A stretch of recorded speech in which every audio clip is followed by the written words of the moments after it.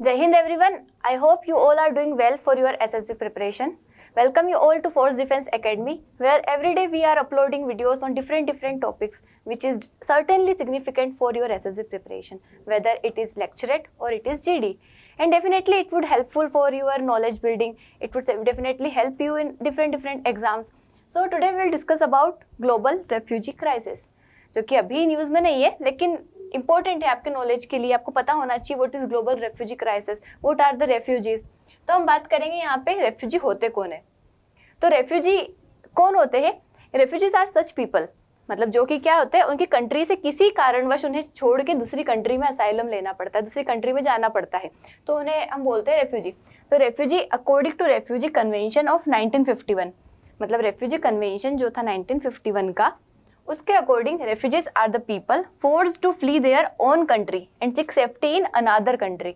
मतलब किसी वजह से वो फोर्स्ड किए जाते हैं कि उनकी कंट्री को छोड़ के दूसरी कंट्री में जाए। वो अगर उनकी कंट्री छोड़ेंगे तो कहीं तो जाएंगे ना दूसरी कंट्री में, तो they are the refugees. They are unable to return to their own country because of feared persecution, मतलब किसी डर के कारण। परसिक्यूशन क्या होता है कि किसी एथनिक कम्युनिटी या फिर किसी रेस की वजह से, रिलीजन की वजह से वो फोर्स किए जाते हैं उनकी कंट्री को, मतलब उनके साथ वोलेशन किया जाता है, उनके साथ गलत व्यवहार किया जाता है due to their religion, race, ethnicity और किसी भी कारणवश, तो उसको हम परसिक्यूशन कहते हैं। तो because of feared persecution as a result of who they are, what they believe, मतलब किस वजह से कि वो कौन है, वो किस चीज़ पे बिलीव करते हैं, and because of armed conflict, violence और सीरियस पब्लिक डिसऑर्डर। इन कारण से क्या होता है कि उनको अपनी कंट्री को छोड़ना पड़ता है और दूसरी कंट्री में जाना पड़ता है। अब अगर हम बात करें कि ऑल ओवर द रेफ्यूजीज जितने भी है, उसमें से 73% जो है वो ओनली 5 कंट्रीज के हैं। कौन कौन सी कंट्री है? Which includes Afghanistan, Syria, Venezuela, Ukraine and Sudan. मतलब इन 5 कंट्रीज में 73% रेफ्यूजीज मतलब इन कंट्रीज से जाते हैं। तो आप देख सकते हैं कि इन कंट्री में मतलब या तो पॉलिटिकल इनस्टेबिलिटी होगी, इकोनॉमिक इनस्टेबिलिटी होगी, या फिर कुछ भी यहाँ पे कॉन्फ्लिक्ट्स हो रहे होंगे, वोलेशन हो रहा होगा इन लोगों के साथ, इस वजह से इन लोगों को यहाँ से जाना पड़ता है। तो what are the factors contributing to the refugee crisis, मतलब किस वजह से रेफ्यूजी क्राइसिस होता है, क्यों लोगों को अपना देश छोड़ के दूसरी जगह जाना पड़ता है। तो हम देखेंगे यहाँ पे पहला क्या है, आर्म्ड कॉन्फ्लिक्ट्स। आर्म्ड कॉन्फ्लिक्ट जैसे कि कई कंट्री है जैसे सीरिया, अफगानिस्तान, साउथ सूडान, यहाँ पे क्या होता है बहुत सारी वॉर्स हो रही है, मतलब हो रही थी या फिर हो रही है, जिस वजह से क्या होता है लोगों को वहाँ की कंट्री छोड़ के, क्योंकि अगर कहीं आप खुद ही देखिए, अगर आप जहाँ पे रह रहे वहाँ पे अगर बहुत ज़्यादा ही लड़ाइयाँ हो रही है, बहुत ज़्यादा ही आपके साथ वॉयलेंस हो रहा है, या फिर आप रह ही नहीं पा रहे, तो आपको क्या करना पड़ेगा, अपनी कंट्री छोड़ के कहीं तो जाना पड़ेगा ना। तो इस तरीके से इन कंट्री में रहने वाले लोगों के साथ यही सिचुएशन हुई। According to UNHCR, over 6.8 million Syrians have fled to neighbouring countries.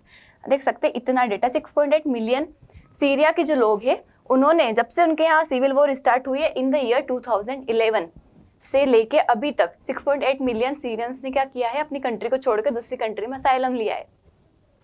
वहीं ऐसी सिचुएशन अफगानिस्तान में देख सकते हैं। वहाँ पे भी क्या हुआ था, अफगानिस्तान में जब से पॉलिटिकल इंस्टेबिलिटी हुई थी, वहाँ पे क्राइसिस स्टार्ट हुए थे, सिविल वॉर्स स्टार्ट हुई थी, तो वहाँ के लोगों ने छोड़ के नेबरिंग कंट्रीज में जाना स्टार्ट किया। परसिक्यूशन मतलब किसी एथनिसिटी की वजह से, रेस की वजह से क्या होता है, उनके साथ वॉयलेंस किया जाता है। तो ethnic and religious minorities often face systematic violence as is seen with Rohingya in Myanmar and Yazidis in Iraq. मतलब रोहिंग्यास का जो क्राइसिस हो रहा है म्यांमार में, वैसे याजिदीज का जो इराक में हो रहा है, ये काई की वजह से, परसिक्यूशन की वजह से। तो दिस इज द रीजन कि क्यों रेफ्यूजी क्राइसिस बढ़ रहा है। उसके बाद इन्वायरमेंटल डिजास्टर्स, मतलब कई बार इन्वायरमेंटल डिजास्टर्स की वजह से लोगों को अपनी कंट्री छोड़ के दूसरी जगह जाना पड़ता है। According to internal displacement monitoring centre, 23.7 million people, मतलब 23.7 मिलियन पीपल जो है 2022 में सिर्फ क्लाइमेट रिलेटेड डिजास्टर की वजह से उनको अपनी कंट्री को छोड़ना पड़ा। देखिए अगर कोई जगह है, अगर वहाँ पे हो सकता है बार बार अर्थक्वेक आ रहा हो, या फिर कहीं पे अगर वोल्केनोस इरप्ट हो रहे हो, फ्लड्स बार बार आती हो, तो उस जगह पे रहना यूं ही मुश्किल हो जाएगा। ड्रोट हो वहाँ पे, तो अगर क्लाइमेट रिलेटेड अगर कोई प्रॉब्लम है तो वहाँ पे लोग कैसे रहेंगे, तो उनको छोड़ के जगह दूसरी जगह जाना पड़ता है। तो इतने लोग डिस्प्लेस हुए इन्वायरमेंटल डिजास्टर की वजह से। उसके बाद इकोनॉमिक इनस्टेबिलिटी, मतलब इकोनॉमिक फैक्टर जैसे कि पॉवर्टी हो गया, लेक ऑफ अपॉर्चुनिटीज, इनइक्वालिटी हो रही है उनके साथ, तो उस वजह से क्या होता है लोगों को अपनी कंट्री छोड़ के दूसरी जगह जाना पड़ता है, जैसे कि वेनेजुएला में। For instance the economic collapse in Venezuela has led to the largest migration crisis in Latin America. मतलब अमेरिका में लोगों को जाना पड़ा, कहाँ से? वेनेजुएला से। क्यों? क्योंकि वहाँ पे क्या थी? इकोनॉमिक इनस्टेबिलिटी थी, इकोनॉमिक क्राइसिस थे। उसके बाद इंडिया की अगर हम सिचुएशन देखें कि इंडिया का क्या मतलब क्या पोजीशन है इंडिया की, अगर क्या इसने रेफ्यूजी से रिलेटेड इंडिया के क्या क्या इनिशिएटिव्स है, तो एब्सेंस ऑफ लीगल फ्रेमवर्क। पहली बात, इंडिया की कोई डेफिनेशन नहीं है कि who are the refugees. Even जो रेफ्यूजी कन्वेंशन हुआ था 1951 में और बाद में उसी का 1967 वाला भी प्रोटोकॉल है, तो उसमें India was not a signatory. मतलब इंडिया ने कोई इस पे साइन नहीं किया, इंडिया इसको नहीं मानता है। तो इसकी वजह से इंडिया के पास कोई पर्टिकुलर डेफिनेशन नहीं है फॉर रेफ्यूजीज कि कौन रेफ्यूजीज है।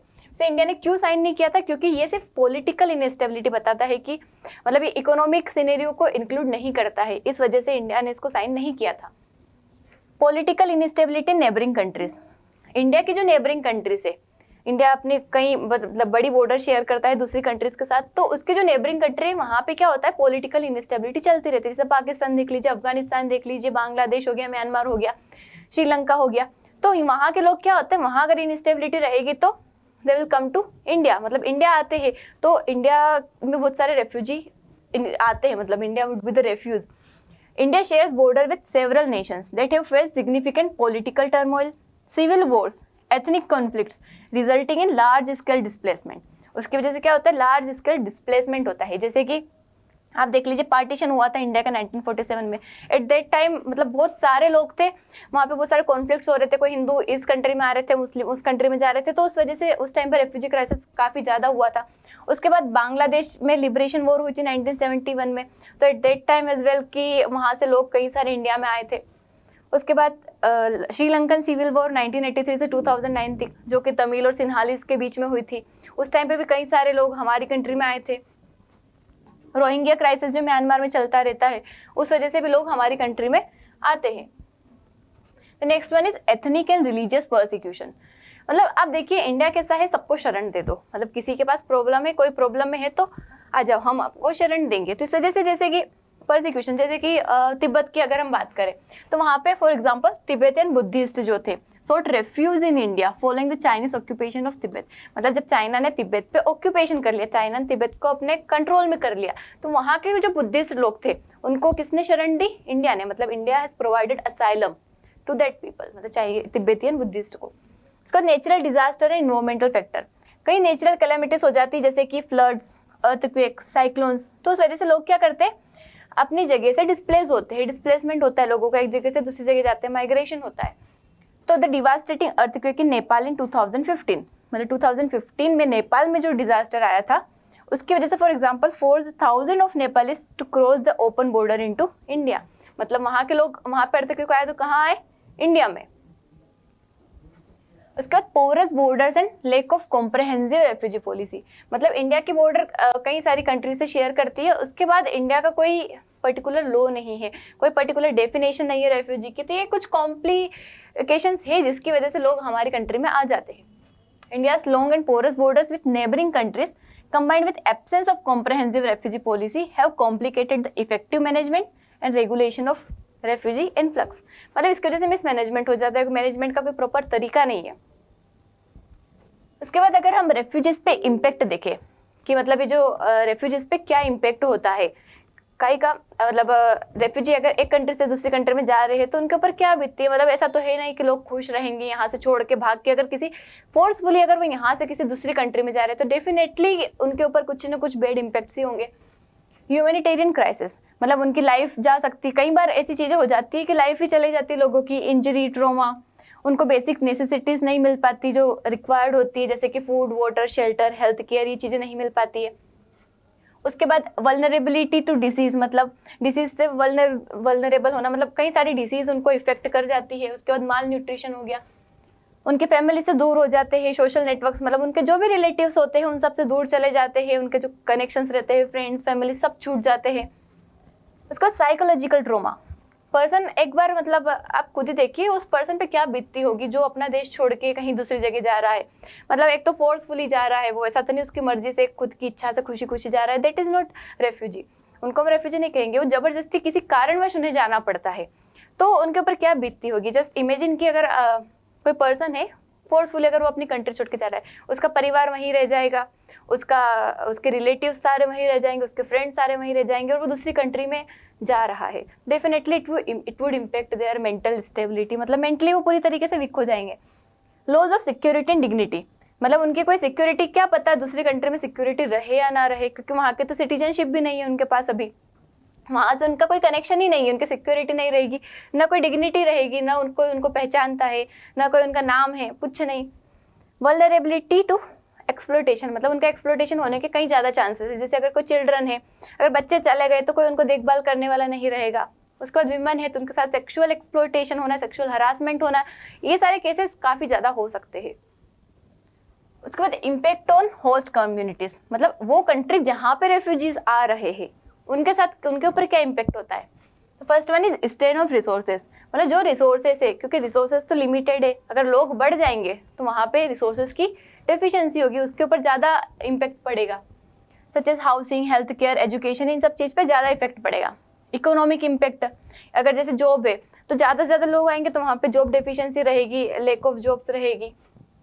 स्पेशली लो स्किल्ड लेबर जो रहते हैं, जो लो स्किल्ड लेबर जो काम करते हैं, वहाँ पे जॉब की ज़्यादा प्रॉब्लम रहेगी लोगों में। उसके बाद सोशल एंड कल्चरल इम्पैक्ट्स, क्योंकि रेफ्यूजी के आने की वजह से वहाँ का सोशली और कल्चरली जो इन्वायरमेंट है वो चेंज हो जाता है। Then security concern, refugee crisis की वजह से हो सकता है कि जो रेफ्यूजी हमारे कंट्री में आए, they are associated with any terrorist organisation और एनी ग्रुप, तो उनका भी डर है हमारी कंट्री के लिए, सिक्योरिटी कंसर्न बन जाता है अगर कोई दूसरी कंट्री से हमारी कंट्री में लोग आ रहे हैं। Environmental impact, definitely they would harm our environment को डिग्रेड करते हैं वो।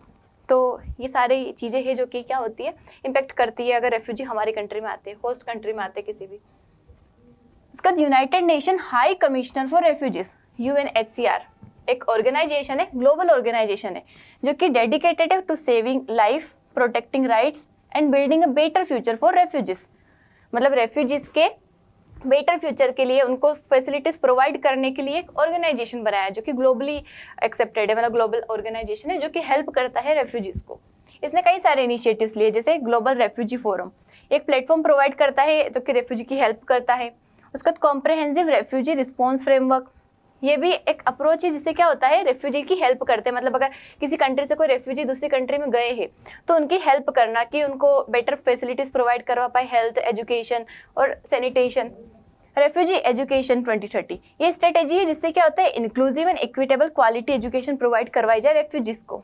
उसके बाद #1 बिलोंग कैंपेन, ये एम है कि एंड करना है इनको, जो स्टेटलेसनेस, मतलब ऐसे लोग जिनके पास जगह नहीं है उसको खत्म करना है कि सब लोगों के पास अपना घर हो। उसके बाद क्लीन एनर्जी चैलेंज, ये seeks to provide clean energy solution for refugees को क्लीन एनर्जी सॉल्यूशन प्रोवाइड करना।